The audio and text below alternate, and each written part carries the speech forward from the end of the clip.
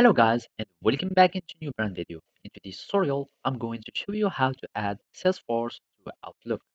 So make sure to watch the video to the end and follow these simple steps. So basically, you will need first to have the Salesforce integration on Outlook. So to do now, we need just to go to the setup menu, and from here we go to setup. We search for in the quick find for Outlook, just type Outlook, and we will find the Outlook integration. So as you can see here, we can find this Lightning Sync, and here we can find the Outlook integration. Basically, you will need first to have your Outlook application. So now we need just uh, to go and have our Outlook or Salesforce in our Outlook.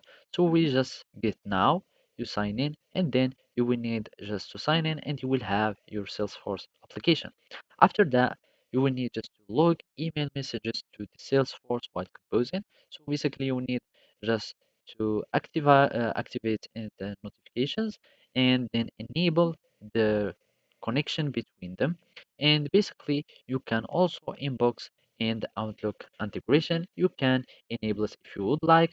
So basically now you are admin of your application, so you can have the full control on what the Outlook can access to Salesforce and what it cannot.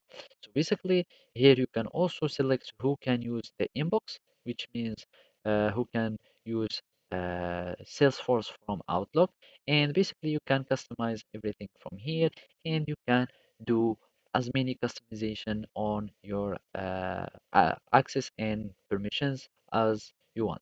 So basically, this is how you can do it. Thank you for watching and see you next time.